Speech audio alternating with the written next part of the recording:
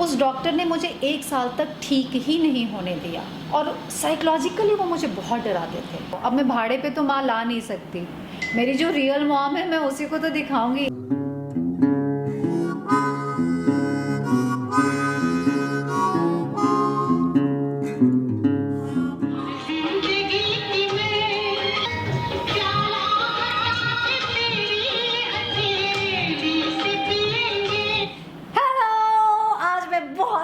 बहुत बहुत बहुत खुश हूँ। क्यों? क्योंकि आज बिल्कुल टाइम पे एक्यूरेट हर चीज़ हो रहा है और मैं तैयार हो गई हूँ बिल्कुल टाइम पे आप लोगों से बातचीत करने के लिए। और आज खुश इसलिए हूँ क्योंकि आज बहुत टाइम के बाद हम लोग कमेंट्स को इकट्ठा करके फिर उसमें से हम लोग बातचीत शुरू करेंगे। कितने मेहनत से लिखते हो यार आप लोग और कितने खूबसूरती से एक्सप्रेस करते हो, दिल खुश हो जाता है। मुझे लगता है इतना सुंदर तो हमारा वीडियो नहीं होता है कभी कभी जितने सुंदर आप लोगों के कमेंट्स होते हैं सच्ची में। तो आज हम कमेंट सेगमेंट करने वाले हैं, इसलिए मैं बहुत खुश हूँ। मैं इस दिन बड़ी खुश होती हूँ। और अगर ओल्ड सॉन्ग्स अगर मैं सुन रही हूँ जिस दिन, उस दिन तो मैं बाहर आया रहता है मेरे ऊपर। तो खैर आप लोग ऐसा करते हो क्या? कभी कभी अचानक से ऐसे पुराने गाने, पुराने दिन, बड़ा मज़ा आता है। और बड़ा मज़ा आ रहा है नेहा चौहान परदेसी को पढ़कर। Hey Ratan, hey well I am also very मैंने खुद लगा दिया है I am also a heavy notebook user. I often write some incident of personal experiences in my notebook. If we have habit to write some personal notes and we wish that no one else can read them, we can write like this. It's a stenography, a secret language. Very true. पर मैं जो लिखती हूँ ना नेहा, वो मैं खुद भी नहीं पढ़ सकती हूँ क्योंकि वो लैंग्वेज उसी मोमेंट पे, उसी टाइम पर मेरे भीतर से आ रहा होता है। ये दिल की आवाज़ होती है। कुछ लोगों ने लिखा भी है कि एक होता है एज इट इज़, जैसे हम लैंग्वेज में जिब्रिश यूज़ करते हैं, वैसे राइटिंग में भी जब आप फ्री राइटिंग करते हैं, जब उसको भाषा में नहीं बांधते, अनकॉन्शियस माइंड की वो लैंग्वेज होती है। 1 मिनट, मैंने कहा था मैं एकदम एक्यूरेट टाइम पे चल रही हूँ बट हाफ एन आवर में लेट हूँ आज, बट इट्स ओके। तो आपने वैसे बिल्कुल सही पकड़ा है। स्टेनोग्राफी लैंग्वेज सीक्रेट, अपने सीक्रेट्स लिखने के लिए बिल्कुल परफेक्ट होता है। वो मैंने नहीं सीखा है लेकिन मैं इस लैंग्वेज को बहुत ज़्यादा एक्सप्रेस करती हूँ अपनी डायरी में, जो कि दिल की आवाज़ होती है। कभी करके देखना। हाँ, दोबारा पढ़ नहीं पाओगे अपने secret by the way but mentally बहुत रिलीफ मिलता है। ओके, अनुभा खंडेवाल, रतन सबसे अच्छी बात मुझे ये लगती है कि यू स्पीक सो नॉर्मल, कोई बनावटी एक्सेंट या टोन नहीं, बिल्कुल ऐसा लगता है कि आमने सामने बैठकर बात हो रही है। मुझे भी ऐसे ही लगता है। और इस एज में इतनी मैच्योरिटी और समझ सच में काबिल तारीफ़ है। Thank you so much. I am 37 years old and I still feel sometime that I am so not mature. Very good, ये फीलिंग बड़ी अच्छी है। अपने आप को कभी मैच्योर समझना ही नहीं, अंदर का बच्चा ज़िंदा रहता है, वरना मैच्योरिटी के चक्कर में अपने बचपने को ना मार देते हैं। अनुभा, अच्छा लगा पढ़कर आपको, और एडिक्शन भगवान करे ऐसे ही बना रहे और हम लोग मिलते रहे। और मैच्योरिटी क्या है? मुझे लगता है कि आपने इतने खुले दिल से यहाँ आकर लिखा है अपने दिल की बात, यही तो मैच्योरिटी है। H Ratan ji, while you were sharing your experience about your neighbor, I felt as you are narrating exactly my situation. Oh, your words, expression, everything exactly is what I am going through. Oh God, भगवान आपको हिम्मत दे। For a few days, I was so impacted mentally due to the issue caused by one of my neighbor, but later I felt it's not worth. I can't allow them to impact me to that extent. Exactly, मेरे को भी ऐसे ही लगा था। कुछ दिन तो मुझे ऐसा लगा कि मैं क्या ही कर दूँ, सोते उठते बैठते, वो भले ही मेरे घर के अंदर नहीं थी पर मेरे माइंड में इतना घुस गए थे ना वो चारों, कि मुझे लग रहा था कि मैं उन्हीं के बीच में रह रही हूँ, उसी टेंशन के बीच में 24 घंटे। इसलिए मैंने ड्रॉप किया था उन लोगों को मिस्टर इंडिया बनाकर। मैं एक बात बताऊँ तो मुझे लगता है कि आप लोगों की ब्लेसिंग की वजह से मैं इतने खुश हूँ, और जहाँ हूँ अच्छे से हूँ, इसके पीछे आप लोग कारण हैं। फैक्ट है, आप लोग अगर नहीं देखते, आप लोग अगर हमारे साथ नहीं रहते, तो मैं यहाँ कहाँ होती सुकून से, है ना। So thanks a lot. Nausheen Alvi, Ratan ji I love your vlog because of your optimistic approach, thank you. I am from Pakistan, hi, I hope you would see my comment. आप एक बेहतरीन इंसान हैं, full of love. Thank you so much Nausheen. मुझे अच्छा लगता है जब कोई मुझे अच्छे एक्टर से ज़्यादा अच्छा इंसान कहता है, क्योंकि प्रोफेशन में अच्छा होना तो ठीक है, लेकिन जब टोटलिटी में एज अ ह्यूमन कोई कहे कि आप अच्छे हैं, तो लगता है इट्स वर्थ, मैं जिस रास्ते पर चल रही हूँ सही चल रही हूँ। So thank you. Bharti, diary में दिल की भाषा लिखती हो आप? ओए भारती, तुम भी लिखती हो क्या? मुझे लगता है, क्योंकि वो भाषा वही पढ़ सकता है जो दिल की भाषा लिखता हो। बिल्कुल सही, मैं उस भाषा को दोबारा नहीं पढ़ सकती, लेकिन भर भर कर लिखती हूँ और ख़ुद को खाली कर देती हूँ। अब मैं पढ़ूँगी आगे का कमेंट। कौन है? Anusha Kumari, Ratan you are an inspiration to me. माँ तो माँ होती है, माँ के बिना सब सुना। मैं भी कल घर छोड़ के बैंगलोर जा रही, आपकी जैसे ही सिंगल हो, मुझे भी माँ की बहुत याद आएगी। आई विश कि मैं उनको हमेशा मेरे पास रखती एंड दुनिया की सारी खुशियाँ देती। अबाउट आराम करते हुए वीडियो बनाना, प्लीज़ बना दो। एक वीडियो है यूट्यूब पे 10 आवर्स ऑफ नथिंग है, एंड सच में उसमें काफ़ी व्यूज़ हैं। ये थैंक्स अनुषा। एक तो शुरुआत करते हैं कि आपने मुझे कहा कि आप भी मेरे जैसे सिंगल हो, सो कंग्रेचुलेशंस। और माँ तो माँ होती है सच में यार। लेकिन एक बात बताऊँ, माँ दूर भी है ना, तो उसका आप बहुत बहुत ख्याल रख सकते हो, खुद खुश रहकर। खूब खुश रहना, लाइफ में बहुत अच्छा करो। और थैंक यू सो मच ये इंस्पिरेशन देने के लिए। आप मुझसे इंस्पायर्ड हो रहे हो, लेकिन मैं आपके इंस्पिरेशन से इंस्पायर्ड हो रही हूँ कि मैं 10 आवर्स ऑफ डूइंग नथिंग, मज़ेदार है यार। मैं 12 घंटे बना दूँगी। जल्दी के लिए तैयार हो आप लोग? सब तैयार हो जाओ ना, ऐसे ऐसे बोलो ना हम तैयार हैं, हम तैयार हैं, तो मैं फटाफट से शुरू करूँ, वो बड़ा मज़ा आएगा। सो हम आगे बढ़ते हैं। दीपिका, क्यों नहीं पढ़, मैं ऐसे ऐसे देख रही हूँ, मैंने सोचा सडनली मैं दीपिका को पढ़ क्यों नहीं पा रही हूँ। अब पढ़ पाऊँगी दीपिका, मैं 4 आँखों से पढ़ती हूँ ना। दीपिका द्विवेदी, प्लीज़ दी ले जाएं मम्मी को केदारनाथ बद्रीनाथ, उनकी इच्छा अधूरी मत छोड़िए प्लीज़। दीपिका, बिल्कुल ऐसी ही फीलिंग आती है कि मैं उसकी कोई भी विश अधूरी ना छोड़ूं, उसकी जितनी इच्छाएं हैं पूरी कर दूं। बट फिज़िकल मुझे उसका ध्यान रखना पड़ेगा कि वो क्या क्या कर सकती है और क्या नहीं। मॉम के ना घुटने में बहुत दर्द है, और वैक्सीनेशन के बाद थोड़ा दर्द एग्रीवेट भी हो रखा है 3rd वैक्सीनेशन के बाद, तो अब भी थोड़ा मुश्किल है। लेकिन हाँ, इन फ्यूचर मैं ज़रूर चाहूँगी। मोहम्मद अरहम, आप अपनी मॉम को अपने साथ क्यों नहीं रखते? वैसे भी भाई की तो पूरी फैमिली है उनके साथ, आप सिंगल हो, आपके साथ रहना चाहिए माँ को। ये तो आपके साथ नाइंसाफ़ी है मैम, है ना? मैं भी यही कहती हूँ, नाइंसाफ़ी है ये। पर क्या है ना कि मेरी मॉम ऐसे बटी बटी रहती है। मेरे पटना में मेरी एक सिस्टर है, शी इज़ फिज़िकली चैलेंज्ड, और भाई भाभी और वो दीदी एक साथ रहते हैं, और वहाँ एक छोटी सी चूहिया भी है जो कि मेरे भाई की बेटी है। तो माँ उनके साथ भी रहना चाहती है और मेरे साथ भी रहना चाहती है, इसलिए माँ को ट्रैवल ज़्यादा करना पड़ता है। बिकॉज़ ऑफ कोविड थोड़ा कम ट्रैवल कर रही है, अदरवाइज़ माँ 3 मंथ 6 मंथ यहाँ होती है और 6-7 मंथ वहाँ रहती है। तो इस तरीके से माँ का चेंज भी हो जाता है, और अच्छा भी है उनके लिए, हमारे लिए भी। बट मैं चाहती हूँ कि मॉम थोड़ा ज़्यादा मेरे साथ रहे। मिस्टर महापात्रा लिखते हैं, आपकी खुद की लैंग्वेज होगी, योर ओन कोड वर्ड्स।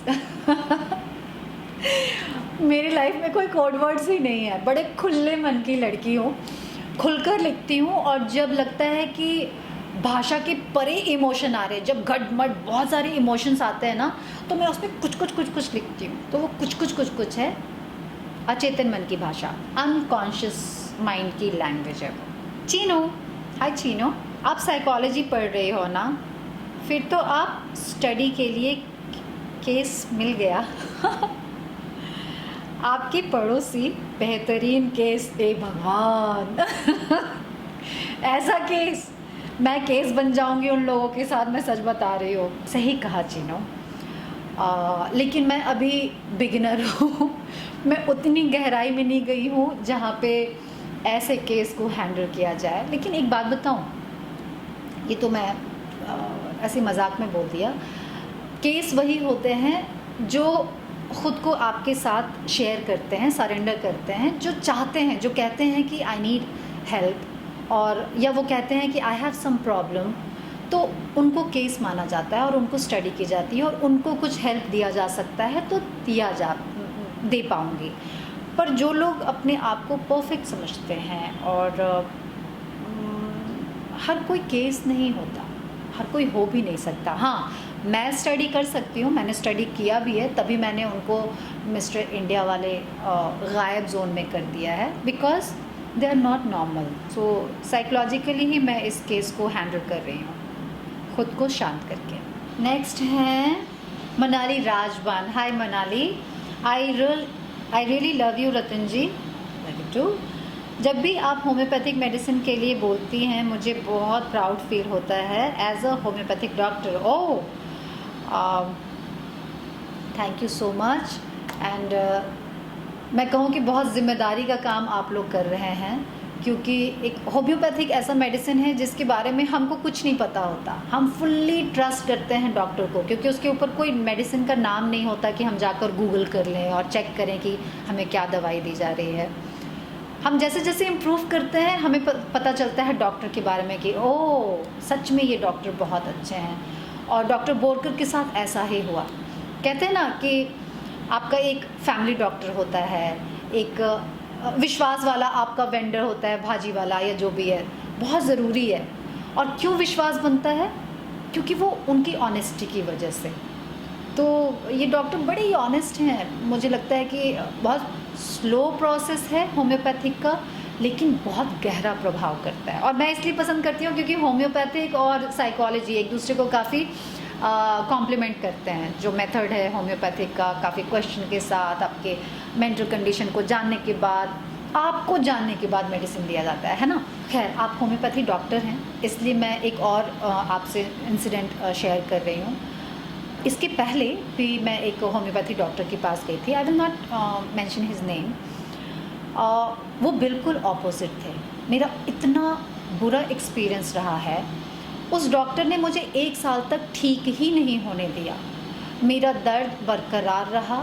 मुझे पता नहीं वो कौन सी मेडिसिन देते थे जिसकी वजह से मैं इम्प्रूव ही नहीं कर पा रही थी, और हर 10 दिन पे मुझे उनके पास जाना पड़ता था। और मुझे बाद में समझ में आया कि वो स्टेरॉइड भी मुझे कुछ मिक्स करके दे रहे हैं। मतलब he was hiding, he was lying. और साइकोलॉजिकली वो मुझे बहुत डराते थे। उन्होंने मुझे कहा था कि मैं कभी ठीक नहीं हो सकती, मुझे ताउम्र दवाई खानी पड़ेगी। और आप यकीन नहीं करेंगे, कभी कभी मुझे 5-5 दिन पर जाना पड़ता था, और आफ्टर एवरी 5 डेज़ वो मुझसे 1000 रुपीज़, 1200 किस हिसाब से मेडिसिन का वो चार्ज करते थे मुझे समझ नहीं आता था। तो मुझे कई बार लगा कि because I am an actor, तो ये मुझे ऐसे ट्रीट कर रहे हैं। लेकिन हार करके मुझे वहाँ से हटना पड़ा। 1 साल तक मैंने उनको झेला। 8 मंथ मैंने झेला, और फिर मेरे लाइफ में आए डॉक्टर बोरकर। तो मैं जो होम्योपैथी ट्रीटमेंट का तरीका है उसको बहुत ट्रस्ट करती हूँ, पर सारे होम्योपैथिक डॉक्टर को ट्रस्ट नहीं करती। आप एक होम्योपैथी डॉक्टर हैं, मुझे लगता है कि हर प्रोफेशन में एक ऑनेस्टी बहुत ज़रूरी होती है। So I will pray and I wish कि आप बहुत ऑनेस्ट अपने प्रोफेशन में रहें, क्योंकि हम लोग जैसे भगवान पे विश्वास करते हैं वैसे ही डॉक्टर पे विश्वास करते हैं। And specially Ayurveda and homeopathic, इसमें तो डॉक्टर की ईमानदारी और उनका एक्सपीरियंस ही हमें ठीक करता है, हमारे वही काम आता है। तो थैंक यू सो मच। तो अब हैं गीता राजन, तुमने अपनी ज़िंदगी खुद बेरंग कर ली है। हाँ भाई, मेरी ज़िंदगी है, मैं ही करूँगी जो करना होगा मेरी ज़िंदगी के साथ। मैं रंगीन भी कर लूँगी, मुझे सारे आर्ट आते हैं, बेरंग करना, रंगीन करना, एक्स्ट्रा कलर भरना, मुझे सब आता है। मैं यही कला तो सीख रही हूँ और अपने साथ सीख रही हूँ। खुशी की बात यह है कि मैं दूसरे की ज़िंदगी बेरंग नहीं करती, मैं दूसरे की ज़िंदगी में कोई छेड़छाड़ नहीं करती। मैं जो करती हूँ अपने लाइफ में करती हूँ और डंके की चोट पे करती हूँ। इसी बात पे कहिए आई लव यू रतन। आप भी बोलिए। Geeta Rajan I love you. आपकी ऐसे कमेंट से मुझे लग रहा है कि you want love and you need love. Parenting group, mom is right, just listen to her. ज़्यादा ओवर एक्टिंग मत करो। Don't make your mom as a entertainer for your blog. She is great the way she is, genuine and sweet. Learn something from her, stay calm and avoid overacting. It gets irritating sometimes. Okay. आपका नाम तो नहीं पता है, लेकिन आप parenting group पे हैं तो आप ज़रूर एक पेरेंट होंगे आई थिंक। बट मैं आपको बता दूं कि मैं मॉम से ही बचपन से सीखती आ रही हूँ। मैं अपनी माँ की बेटी हूँ, तो ये तो आप मत ही मुझे बताओ कि अपनी माँ से कुछ सीखो। जो सीखा है मैंने माँ से ही सीखा है, चलना, बोलना, उठना, हंसना, खेलना, खाना पीना, व्हाटएवर। और मैं अपनी माँ के साथ लाइफ स्पेंड कर रही हूँ यहाँ पर। यूज़ वर्ड एक पेरेंट कैसे, अगर आप पेरेंट हैं तो आप ये क्यों बोल रहे हैं कि I am using my mother for my क्या ब्लॉग। मैं अपने व्लॉग में माँ को यूज़ नहीं कर रही हूँ, मेरी ये लाइफ है वो मैं आपको दिखा रही हूँ। अब मैं भाड़े पे तो माँ ला नहीं सकती, मेरी जो रियल मॉम है मैं उसी को तो दिखाऊंगी। And you are right, she is great, she is very sweet, she is natural. मैं मॉम को कॉपी नहीं कर सकती, मैं ऐसे ही हूँ। जिसको आप ओवर एक्टिंग कह रहे हैं वो ओवर एक्टिंग नहीं है, ये मेरी पर्सनालिटी है। Just understand. मैं आपको इसलिए समझा रही हूँ क्योंकि आप पेरेंटिंग ग्रुप पे हो। अगर आपका बच्चा या आप किसी को टीच करते हो या गाइड करते हो तो उसको अपनी जैसा बनाने की कोशिश मत करो। क्यों? क्योंकि आप इरिटेट हो रहे हो। आपके इरिटेट होने की प्रॉब्लम आपकी है। You check yourself. किस बात पे इरिटेट होना है? दुनिया में कितने तरह के लोग हैं, सब इंडिविजुअल पर्सनालिटी रखते हैं, सब यूनिक हैं। आप चाहोगे कि सब आपकी तरह बिहेव करें, सब आपकी तरह ही चलें, तो ये नहीं हो सकता। ख़तरनाक है आपका चैनल। अगर आप पेरेंटिंग ग्रुप पे हैं और आप इतना अंडरस्टैंड नहीं करते तो आपको ये चैनल थोड़ा सा रिवाइव करना चाहिए, अपने आप को थोड़ा एजुकेट करना चाहिए। और सच बताऊं तो इरिटेट तो कोई किसी से भी हो जाता है। अगर मेरे बाजू में मेरा भाई या मेरी बहन सो रही है और मैं नहीं चाहती हूँ वो सोए, तो मैं उसके सोने से भी इरिटेट हो सकती हूँ और होती हूँ। पर इसका मतलब ये नहीं कि वो गलत है। तो मैं मॉम से तो सीखूंगी, पर मैं आपसे नहीं सीखूंगी और आपकी सुनूंगी भी नहीं। Because I love my self and I am very real, very natural. मुझे लगता है कि मैं अपनी सुनूंगी, आपकी नहीं सुनूंगी। आज इतना ही है और कमेंट है ही नहीं। क्या यार, आखिरी आप ही टकराए हो, थोड़ी और बात कर लूँ क्या आपसे? यार मत जज करो यार, इरिटेट होते हो, it's okay, it's okay, but मैं नहीं बदलूंगी। आप मेरे चैनल स्किप कर सकते हो, इट्स अप टू यू। जहाँ लगता है कि मैं ओवर एक्टिंग कर रही हूँ, जस्ट स्किप इट। जो अच्छी चीज़ लगे उसको देख लो, उसको ले लो। और बाकी don't try to change anyone. अपने घर में भी नहीं और बाहर भी नहीं, क्योंकि दुनिया आपके इशारे पर नहीं चलती, उसके इशारे पर चलती है।